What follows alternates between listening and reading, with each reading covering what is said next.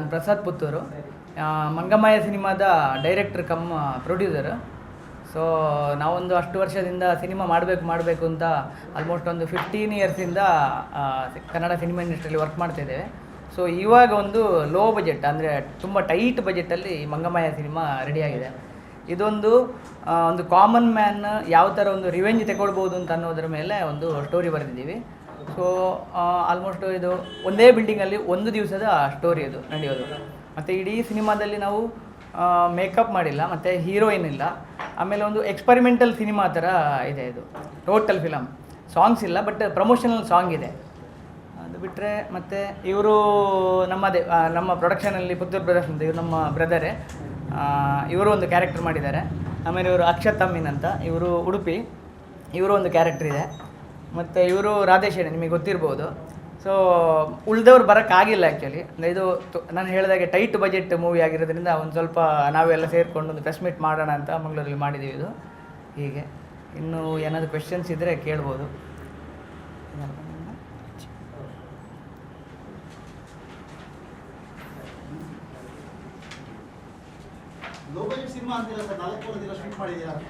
Actually ನಮ್ಮದು camera rentals ಕೂಡ ಇದೆ ಬ್ಯಾಂಗ್ಳೂರಲ್ಲಿ. ಆಮೇಲೆ ರೆಂಟಲ್ಸ್ ಅಂದರೆ ಸಣ್ಣ ಬಜೆಟಿಗೆ ಆಗುವಂಥ ಒಂದು ಸೆಟಪ್ ಇದೆ. ಸೊ ಇದನ್ನೆಲ್ಲ ಹಿಡ್ಕೊಂಡು ಮತ್ತು ಫ್ರೆಂಡ್ಸ್ ಜೊತೆ ಎಲ್ಲ ಮಾತಾಡ್ಕೊಂಡು ನಾವೊಂದು 10-15 ವರ್ಷದಿಂದ ವರ್ಕ್ ಮಾಡ್ತಾ ಬಂದಿದ್ದರಿಂದ ಒಂದಷ್ಟು ನಮಗೆ ಪೋಸ್ಟ್ ಪ್ರೊಡಕ್ಷನ್ ಇರ್ಬೋದು, ಪ್ರೊಡಕ್ಷನಲ್ಲಿರ್ಬೋದು, ಮತ್ತು ಆರ್ಟಿಸ್ಟ್ಗಳಿರ್ಬೋದು, ಇವ್ರ ಜೊತೆ ಒಂದು ಮಾತಾಡಿಕೊಂಡು ನಾವು ಒಂದು ಟೈಟ್ ಬಜೆಟಲ್ಲಿ ಮಾಡೋದು, ಈ ಥರ ಮಾಡಲೇಬೇಕು ನಾವು ಅಂತ. ಮತ್ತು ನಾನು ಆ್ಯಕ್ಚುಲಿ ಇವರು ಕಾಶಿನಾಥ್ ಅವ್ರ ಜೊತೆ ವರ್ಕ್ ಮಾಡ್ತಿದ್ದೆ, ಕಾಶಿನಾಥ್ ಸರ್ ಜೊತೆ. ಅವ್ರ ಜೊತೆ ಒಂದೂವರೆ ವರ್ಷ ವರ್ಕ್ ಮಾಡಿದೆ, ಅಸೋಸಿಯೇಟಾಗಿ ವರ್ಕ್ ಮಾಡಿದ್ದೆ, ಮತ್ತು ಪೋಸ್ಟರ್ ಡಿಸೈನ್ಸ್ ಎಲ್ಲ ಮಾಡ್ತಿದ್ದೆ ಅವ್ರ ಜೊತೆ. ಹಾಗಾಗಿ ನಮಗೆ ಲೋ ಬಜೆಟಲ್ಲಿ ಮಾಡಬೇಕು ಅಂತ ಇತ್ತು ನಮಗೆ. ಯಾಕೆಂದರೆ ಫಸ್ಟಿಗೊಂದು ದೊಡ್ಡ ಬಜೆಟದೊಂದು ಮೂವಿ ಆಗಬೇಕಿತ್ತು ಒಂದು 10 ಇಯರ್ಸ್ ಬ್ಯಾಕ್. ಅದು ನಮಗೆ ಒಬ್ಬರು ಡೇಟಿಂದಾಗಿ ಎಲ್ಲ ಪೋಸ್ಟ್ಪೋನ್ ಆಯಿತು. ಅದಾದಮೇಲೆ ಇನ್ನೊಂದು ಸಬ್ಜೆಕ್ಟ್ ಮಾಡ್ಕೊಂಡ್ವಿ, ಅದು ಮತ್ತೆ ಬಜೆಟ್ ಇಶ್ಯೂ ಅದು ಇದು ಮತ್ತೆ ಒಂದು ಸ್ವಲ್ಪ ಕಾಂಪ್ರಮೈಸ್ ಈ ಥರ ಎಲ್ಲ ಆಗಬೇಕಾಗಿರೋದನ್ನ ಮತ್ತೆ ಅದನ್ನು ಪೋಸ್ಟ್ಪೋನ್ ಮಾಡಿದ್ವಿ. ಅದಾದಮೇಲೆ ಇನ್ನೊಂದು ಕೊನೆಗೆ ಇವಾಗ ಈ ಒಂದು ಇದನ್ನು ತುಂಬ ಟೈಟ್ ಬಜೆಟಲ್ಲಿ ನಾವು ಮಾಡಿ ಮುಗಿಸೋಣ ಅಂತ ಹೇಳ್ಬಿಟ್ಟು ಫ್ರೆಂಡ್ಸಿಗೆಲ್ಲ ಕಾಲ್ ಮಾಡಿಕೊಂಡು ಇವಾಗ ಮಾಡಿದ್ದೀವಿ. ಕ್ರೌಡ್ ಫಂಡ್ ಏನಿಲ್ಲ ಇದು ಆ್ಯಕ್ಚುಲಿ. ಒಂದು ಸ್ವಲ್ಪ ಅಲ್ಲಿ ಇಲ್ಲೆಲ್ಲ ಫ್ರೆಂಡ್ಸ್ ಹತ್ರ ದುಡ್ಡು ತಗೊಂಡು ಆಮೇಲೆ ಕೊಡ್ತೀವಿ, ಬಟ್ ಎಲ್ಲ ನಿಮ್ಗೆ ಮೋಸ ಆಗಲ್ಲ ಅಂತ ಹೇಳ್ಕೊಂಡು ಮಾಡಿರೋಂಥ ಇದು ಫಂಡ್ ಮಾಡಿರೋದು.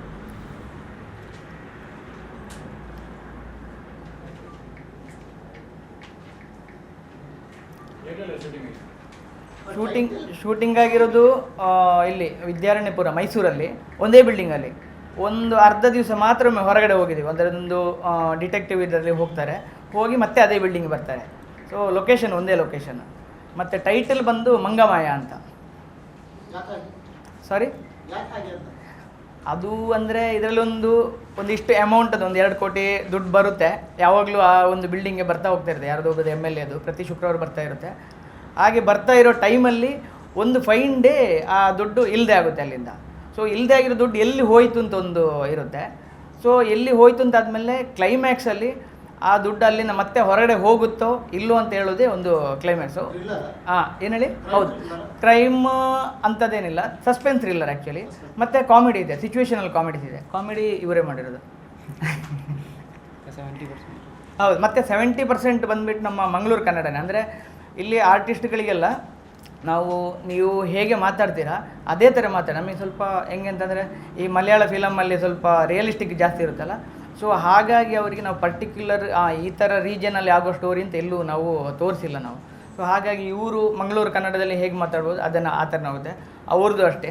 ಸೊ ಇವರು ಅಷ್ಟೇ, ಎಲ್ಲರೂ ಇದೇ ಥರ ಮಾಡ್ಕೊಂಡು ಹೋಗಿದ್ದಾರೆ. ಆಮೇಲೆ ಇನ್ನೊಂದು ಪೊಲೀಸ್ ಕ್ಯಾರೆಕ್ಟರ್ ಬರುತ್ತೆ, ಅದು ಬಂದುಬಿಟ್ಟು ರಂಜನ್ ಶೆಟ್ಟಿ ಅಂತ ಇದ್ದಾರೆ, ಅವರು ಮಾಡಿದ್ದಾರೆ, ರಂಜನ್ ಶೆಟ್ಟಿ ಅಂತ. ಆಮೇಲೆ ಇನ್ನೊಬ್ಬರು ಪ್ರಕಾಶ್ ಶೆಣೈ ಅಂತ ಒಬ್ಬರು ಇದ್ದಾರೆ. ಆಮೇಲೆ ಅರುಣ್ ಶೆಣೈ ಅಂತ ಒಬ್ಬರು ಇದ್ದಾರೆ. ಅದು ಬಿಟ್ಟರೆ ಮತ್ತು ಚಂದನ್ ಕುಮಾರ್ ಅಂತ ಒಬ್ಬರು ಆರ್ಟಿಸ್ಟು.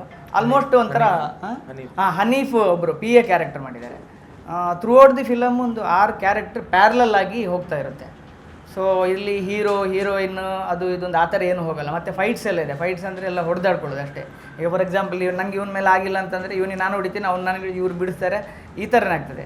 ಅದು ಬಿಟ್ಟರೆ ಆ್ಯಕ್ಷನ್ ದೊಡ್ಡ ಮಟ್ಟದಲ್ಲಿ ಆ್ಯಕ್ಷನ್ ಏನಿಲ್ಲ, ಬಟ್ ರಿಯಲಿಸ್ಟಿಕ್ ಫೈಟ್ಸ್ ಎಲ್ಲ. ಸಿಂಗಲ್ ಥಿಯೇಟ್ರದ್ದೇನು ಪ್ಲ್ಯಾನ್ ಇಲ್ಲ ನಮ್ಮದು. ಇಲ್ಲ, ಸಿಂಗಲ್ ಸ್ಕ್ರೀನ್ ಇಲ್ಲ. ಬಂದು ನಮಗೆ ಮಲ್ಟಿಪ್ಲೆಕ್ಸ್ ಮಾತ್ರ. ಒಂದು ಪರ್ ಡೇಗೆ ಒಂದು ಅರೌಂಡು 65 ಶೋ ಮಾಡಬೇಕು ಅಂತ ಎಲ್ಲ ಲಿಸ್ಟ್ ಮಾಡಿಟ್ಟಿದ್ವಿ. ಸೊ ಇನ್ನೂ ಫೈನಲ್ ಆಗಬೇಕು, ಇವಾಗ ಈ ವೀಕಲ್ಲಿ ಫೈನಲ್ ಆಗುತ್ತೆ. All over Karnataka. ಸಾರಿ, ಹೌದು 8 ತಾರೀಕೆ. ಹಾಂ ಹಾಂ ಹಾಂ. ಹೆಸರು ಪ್ರಸನ್ನ ಪುತ್ತೂರು ಅಂತ. ಅದು ಯಾವಾಗ ಅವ್ರು ಕೇಳಿದರು ಇದು ಲೋ ಬಜೆಟ್ ಹೇಗೆ 43 ದಿವಸ ಶೂಟ್ ಮಾಡಿದಿರೋ ಅಂತ. ಏನಕ್ಕೆ ಅಂತಂದರೆ ಇದರಲ್ಲಿ ನಾನು ಎಕ್ಸಿಕ್ಯೂಟಿವ್ ಪ್ರೊಡ್ಯೂಸರ್, ಪ್ರೊಡಕ್ಷನ್ ಮ್ಯಾನೇಜರ್, ಆಮೇಲೆ ಒಂದು ಕ್ಯಾರೆಕ್ಟರ್ ಮಾಡಿದ್ದೀನಿ, ಆಮೇಲೆ ಅಲ್ಲಿ ಏನೆಲ್ಲ ಕೆಲಸ ಇದೆ ಅದು ಫುಡ್ಡದು ಇನ್ಚಾರ್ಜ್. ಸೊ ಇದನ್ನು ಆ್ಯಕ್ಚುಲಿ ಎಲ್ರಿಗೂ ಒಬ್ರೊಬ್ರಿಗೆ ಕೊಟ್ಟು ಅಂತಂದರೆ ನಮಗೇನಾಗುತ್ತೆ ಅವ್ರಿಗೆಲ್ಲ ಪೇಮೆಂಟ್ ಮಾಡೋದು. ಸೊ ಇದನ್ನೆಲ್ಲ ಕ್ಯಾಲ್ಕುಲೇಟ್ ಮಾಡಿದಾಗ ಸೊ ನಮಗೆ ಇದು ಏನು ಮಾಡೋದು, ಹಾಗಾದ್ರೆ ನಾವೇ ಒಬ್ಬೊಬ್ಬರು ಒಂದೊಂದು 3-4 ಇನ್ಚಾರ್ಜ್ ತೊಗೊಂಡು ಮಾಡ್ತಾ ಹೋಗ್ತಾ ಹೋದರೆ ಸೊ ನಮಗೆ ಲೋ ಬಜೆಟಲ್ಲೇ ನಾವು ಮುಗಿಸೋಕ್ಕೆ ಆಗುತ್ತೆ. ಆ್ಯಕ್ಚುಲಿ ಮಾಡೋಕ್ಕಾಗಲ್ಲ ಅಂತ ಏನಿಲ್ಲ. ಸೊ ಒಂದೇ ಲೊಕೇಶನ್ ಆಗಿರೋದ್ರಿಂದ ನಮಗೆ ಆ್ಯಕ್ಚುಲಿ ಕಷ್ಟ ಆಗ್ತಿರಲಿಲ್ಲ. ಬೆಳಿಗ್ಗೆ 9 ಗಂಟೆ ಶೂಟ್ ಸ್ಟಾರ್ಟ್ ಮಾಡ್ತಿದ್ವಿ, 6:30-7 ಗಂಟೆಗೆ ಪ್ಯಾಕಪ್ ಆಗ್ತಿತ್ತು. ಪ್ಯಾಕಪ್ ಆದ ತಕ್ಷಣ ನಮಗೆ ಅದೇ ಲಾಡ್ಜಲ್ಲಿ ರೂಮ್ಗಳಿದ್ದರಿಂದ ಎಲ್ಲಿಗೂ ನಾವು ಹೋಗಬೇಕು ಅಂತಿಲ್ಲ, ಟ್ರಾವೆಲ್ ಮಾಡಬೇಕು ಅಂತಿಲ್ಲ, ನಮಗೆ ಟ್ರಾವೆಲ್ ಎಕ್ಸ್ಪೆನ್ಸಸ್ ಎಲ್ಲ ಉಳಿತಿತ್ತು. ಸೊ ಅದೇ ರೂಮಲ್ಲಿ ಅಲ್ಲೇ ಮಲಗಿ ನೆಕ್ಸ್ಟ್ ಬೆಳಿಗ್ಗೆ 9 ಗಂಟೆಗೆ ರೆಡಿ ಆಗೋದು. ಸೊ ನಮಗೆ ಆ್ಯಕ್ಟ್ರುಗಳು ಅಷ್ಟೇ, ಈಗ ನಾವು ಮೈಸೂರಲ್ಲಿ ಶೂಟ್ ಮಾಡಿದ್ರು ನಮ್ಮಲ್ಲಿರೋ ಆ್ಯಕ್ಟ್ರುಗಳೆಲ್ಲ ಆಲ್ಮೋಸ್ಟ್ ಎಲ್ಲ ಮಂಗಳೂರವರೇ ಇದ್ದಿದ್ದು. ಬಿಕಾಸ್ ಅವರು ಆಲ್ರೆಡಿ ಮೈಸೂರಲ್ಲಿ ಸೆಟ್ಲ್ ಆದವರು ಇದ್ದಿದ್ದು. ರಂಜನ್ ಶೆಟ್ಟಿ ಇರ್ಬೋದು, ಇಲ್ಲ ಪ್ರಕಾಶ್ ಶೆಣೆ ಇರ್ಬೋದು, ಅರುಣ್ ಶೆಣೆ ಇರ್ಬೋದು. ಆಮೇಲೆ ನಮ್ಮದು ಟೀಮ್, ನಾವು ಆ್ಯಕ್ಚುಲಿ ಬ್ಯಾಂಗ್ಳೂರಲ್ಲಿ ಇರೋದು, ಬಟ್ ನಮಗೆ ಮೈಸೂರು ಒಂದು ಒಳ್ಳೆ ಲೊಕೇಶನ್ ಅಂತ ಆದಮೇಲೆ ಸೊ ನಾವು ಅಲ್ಲೇ ಎಲ್ಲ ರೆಡಿ ಮಾಡಿ ನಾವು ಇವರು ಇನ್ನೊಬ್ರು ನಮ್ಮ ಅಸೋಸಿಯೇಟ್ ಇದ್ದಾರೆ ಜಗದೀಶ್ ಅಂತ, ವಿಟ್ಲದವರು. 3 ಜನ ನಮ್ಮದು ಟೀಮ್ ಇದ್ದಿದ್ದು. ಸೊ ನಾವು ಆ ಲಾಡ್ಜಿಗೆ ಆ್ಯಕ್ಚುಲಿ ಕೊರೋನಾ ಆದಮೇಲೆ ಆ ಲಾಡ್ಜಲ್ಲಿ ಬಿಸ್ನೆಸ್ ಇರಲಿಲ್ಲ.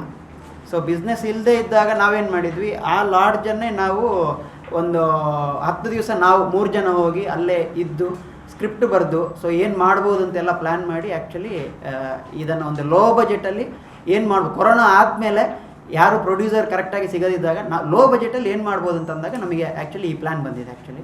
ಬಟ್ ಆಲ್ರೆಡಿ ಈಗ ಟ್ರೈಲರ್ ಎಲ್ಲ ಯೂಟ್ಯೂಬಲ್ಲಿದೆ, ನಮಗೆ ಆ್ಯಕ್ಚುಲಿ ಒಳ್ಳೆ ರಿವ್ಯೂಸ್ ಇದೆ. ಈ ಇನ್ಸ್ಟಾಗ್ರಾಮಲ್ಲಿ ನಮ್ಮದು ಪುತ್ತೂರು ಬ್ರದರ್ಸ್ ಎಂಟರ್ಟೈನ್ಮೆಂಟ್ ಅಂತ ಪೇಜ್ ಓಪನ್ ಮಾಡಿದರೆ ಆ ಪೇಜಲ್ಲಿ ನಮ್ಮದು ಆ್ಯಕ್ಚುಲಿ ರಿವ್ಯೂಸ್ ನೋಡಿದರೆ ನಿಮಗೆ ಗೊತ್ತಾಗುತ್ತೆ. ಆ್ಯಕ್ಚುಲಿ ತುಂಬ ನಮಗೆ ಕಮೆಂಟ್ಸ್ ಇರ್ಬೋದು, ಲೈಕ್ಸ್ ಇರ್ಬೋದು. ನಾವು ಸಾಂಗದೊಂದು ಬಿಟ್ಟಿದ್ವಿ, ನಮಗೆ ವಿದಿನ್ 5 ಡೇಸಲ್ಲಿ 13 lakhs ರೀಚ್ ಆಗಿತ್ತು ಅದು. ಸೊ ಇದಾದಮೇಲೆ ನಮಗೆ ಏನೇ ಒಂದು ಸಣ್ಣ ವೀಡಿಯೋ ಬಿಟ್ಟರು ನಮಗೆ ಒಂದು 2 ಡೇಸಲ್ಲಿ 6 lakhs 7 lakhs ವ್ಯೂಸ್ ಎಲ್ಲ ಆಗ್ತಾಯಿತ್ತು. ಸೊ ಇದು ನಮಗೆ ಇನ್ನೂ ಬೂಸ್ಟ್ ಮಾಡ್ತು. ಸೊ ಹಾಗಾದ್ರೆ ನಾವು ಏನು ಮಾಡ್ಬೋದು, ನೆಕ್ಸ್ಟ್ ಯಾವ ಥರ ಮಾಡ್ಬೋದು ಅಂತಂದಾಗ ಸೊ ಹಂಗಾರೆ ಇಲ್ಲಿ ಮಂಗಳೂರಲ್ಲಿ ಮೇಯ್ನಾಗಿ ಟಾರ್ಗೆಟ್ ಇಟ್ಕೊಂಡು ನಾವು ಬಸ್ ಆ್ಯಡ್ಸ್, ಪ್ರಿಂಟಿಂಗ್ ಇದು ಸೊ ಇದೆಲ್ಲ ನಾವು ಪ್ಲ್ಯಾನ್ ಮಾಡಿ ಮೇಯ್ನಾಗಿ ನಾವು ಸೋಷಲ್ ಮೀಡಿಯಾನೇ ಒಂದು ಟೀಮ್ ರೆಡಿ ಮಾಡಿ ಆಲ್ಮೋಸ್ಟ್ ಒಂದು 45 ಡೇಸಿಂದ ಅದಕ್ಕೆ ಅಂತಲೇ ಡೆಡಿಕೇಟೆಡ್ ಆಗಿ ಡೇ ಆ್ಯಂಡ್ ನೈಟ್ ವರ್ಕ್ ಮಾಡಿದ್ವಿ. ಸೋಷಲ್ ಫಿಲಮ್ ಇಂಡಿಯಾ ಅಂತ ಅವ್ರದ್ದೊಂದು ಟೀಮ್ ಇದೆ. ಸೊ ನಮ್ಮ ಜೊತೆನೇ ಆಲ್ಮೋಸ್ಟ್ ಒಂದು 45 ಡೇಸ್ ನಮ್ಮ ಜೊತೆನೇ ಅವರಿದ್ದರು. ಸೊ ಈ ಒಂದು ಈಗಲೂ ಇದ್ದಾರೆ. ಸೊ ಈ ಒಂದು ಕಾನ್ಫಿಡೆನ್ಸಲ್ಲಿ ಸೊ ಅಟ್ಲೀಸ್ಟ್ ನಾವು ಅಂದರೆ ಮಲ್ಟಿಪ್ಲೆಕ್ಸಲ್ಲಿ ನಾವು ರಿಲೀಸ್ ಮಾಡೋಣ. ಸೊ ಬಿಕಾಸ್ ಈ ಥರ ಮೂವೀಸಿಗೆ ನಮಗೆ ಥಿಯೇಟ್ರಿಗೆ ಬಂದುಬಿಟ್ಟು ಬಿಕಾಸ್ ನಮ್ಮದ್ರಲ್ಲಿ ಯಾರು ದೊಡ್ಡ ಆರ್ಟಿಸ್ಟ್ಗಳು ಯಾರಿಲ್ಲ, ಎಲ್ಲ ಹೊಸಬ್ರು ಇರೋದು. ಸೊ ಥಿಯೇಟ್ರಿಗೆ ಯಾರು ಬರ್ತಾರೆ, ಸೊ ನಾವು ಹಂಗೆ ಈ ಥರ ಒಂದು ಕಾರ್ಪೊರೇಟ್ ಸೆಕ್ಟರ್ಗಳನ್ನು ನಾವು ಟಾರ್ಗೆಟ್ ಮಾಡೋಣ ಅಂತ ಹೇಳಿಬಿಟ್ಟೆ ನಾವು ಮಾಡಿರೋದು. ಆಮೇಲೆ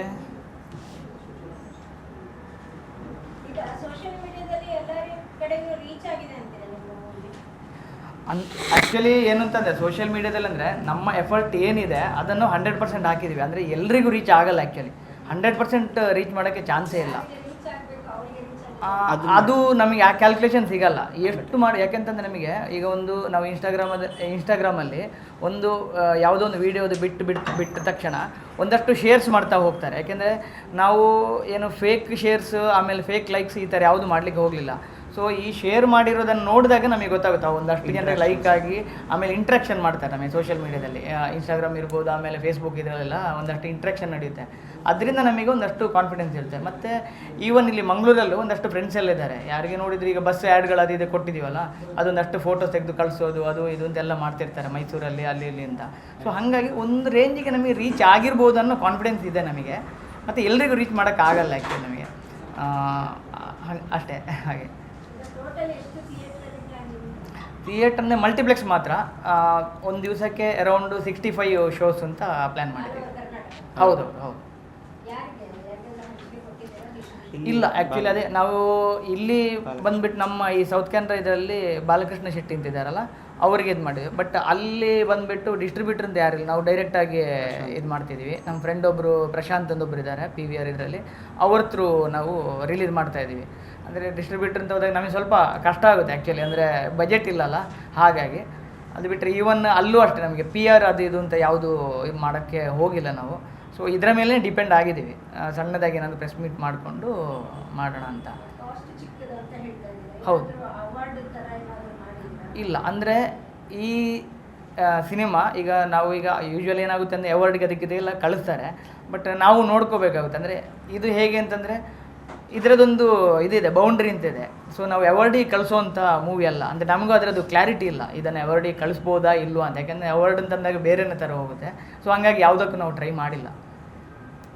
ಹಾಗೆ ಅದು ಬಿಟ್ಟರೆ ಇದರದ್ದು DOP ಬಂದುಬಿಟ್ಟು ವಿಷ್ಣು ಪ್ರಸಾದ್ ಅಂತ. ಇವು ಮಂಗಳೂರಲ್ಲಿ ತುಂಬ ಸಿನಿಮಾಗೆ ಮಾಡಿದ್ದಾರೆ ಅವರು. ರಾಜ್ ಸೌಂಡ್ಸ್ ಆ್ಯಂಡ್ ಲೈಟ್ಸ್, ಆಮೇಲೆ ಮೊನ್ನೆ ಒಂದು ಜಂಗಲ್ ಮಂಗಲ್ ಅಂತ ಬಂತು, ಇದರ DOP. ಅವರು ನನ್ನ ಕ್ಲಾಸ್ಮೇಟ್ ಆ್ಯಕ್ಚುಲಿ. ಅವ್ರ ಹತ್ರ ಒಂದು ರಿಕ್ವೆಸ್ಟ್ ಮಾಡಿಕೊಂಡು, ಆಮೇಲೆ ಅವರಿಗೆ ಅಸಿಸ್ಟೆಂಟ್ ಯಾರಿಲ್ಲ, ಬರೀ DOP ಒಬ್ಬರೇ ವರ್ಕ್ ಮಾಡಿದ್ದು. ಆಮೇಲೆ ಗ್ಯಾಫರ್ ಬಂದುಬಿಟ್ಟು ಅವರು ಮಲಯಾಳ ಮೂವೀಸಿಗೆ ವರ್ಕ್ ಮಾಡ್ತಿದ್ರು. ಆಯ್ತಾ ರಂಜಿತ್ ಅಂತ, ಅವರು ಮಿನ್ನಲ್ ಮುರಳಿ ಆಮೇಲೆ ಆವೇಶಮ್ ಇದಕ್ಕೆಲ್ಲ ಒನ್ ಆಫ್ ದಿ ಗ್ಯಾಫರ್ ಆಗಿ ವರ್ಕ್ ಮಾಡಿದ್ದಾರೆ. ಸೊ ಅವ್ರಿಗೂ ಅಷ್ಟೇ ಅಸಿಸ್ಟೆಂಟ್ ಯಾರಿಲ್ಲ. ಸೊ ಈ ಥರನೇ ಟೀಮ್ ಮಾಡಿಕೊಂಡು ಶೂಟ್ ಮಾಡಿರೋದು ನಾವು. ಆಮೇಲೆ ಮ್ಯೂಸಿಕ್ ಬಂದುಬಿಟ್ಟು ನಿಶಾನ್ ರೈ ಅಂತ ಮಾಡಿದ್ದಾರೆ. ಇವರು ಅರ್ಜುನ್ ಜನ್ಯ ಅವರ ಜೊತೆ ಇದ್ದಿದ್ದು. ಸೊ ಇದಕ್ಕಿಂತ ಮೊದಲು ಅಷ್ಟೇ ನಮಗೆ 4 ಜನ ಇಬ್ಬರು ಫುಲ್ ಫಿಲಮ್ಗೆ ಮ್ಯೂಸಿಕ್ ಮಾಡಿದರು ನಮಗೆ.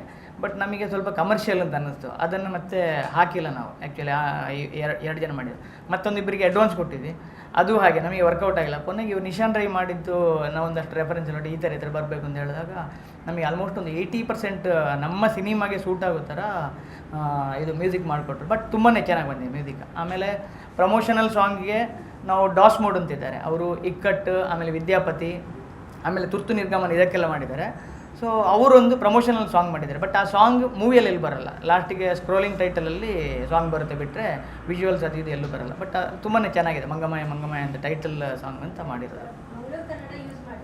ಹೌದು.